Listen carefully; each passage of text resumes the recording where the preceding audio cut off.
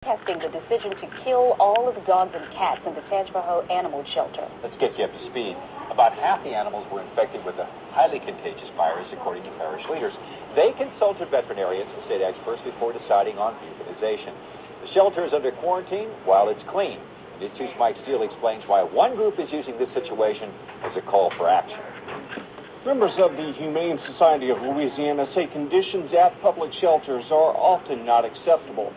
They claim what happened in Hammond is a glaring example of why the state needs to do more. This is Sammy, a domestic short hair. Here's Snuffy, a bearded collie mix, and Quincy, a terrier mix.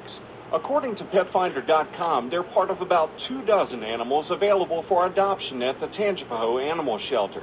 But that's not the case now. Parish officials say they were forced to depopulate their shelter Monday to keep the yet-to-be-determined virus in check. Some don't think it was the right call. Us and some other local rescuers were not called prior to it to see if we could pick out the animals that actually were not sick. Stiegel says the group will make their concerns known to the parish council next week. Animal experts say there are common themes at public shelters.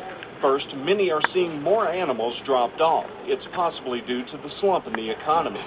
Second, some say shelters aren't keeping up with that demand, mainly because of a lack of resources. Corners are cut, funds are cut, and people, if it's taken out of the public eye, then things can go terribly wrong very quickly. Dorson says he knows what the state should do about the problem.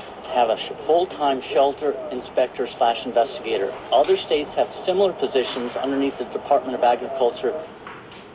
Parish officials say they were only trying to keep more animals from being infected. They say taking this step was the last thing they wanted to do.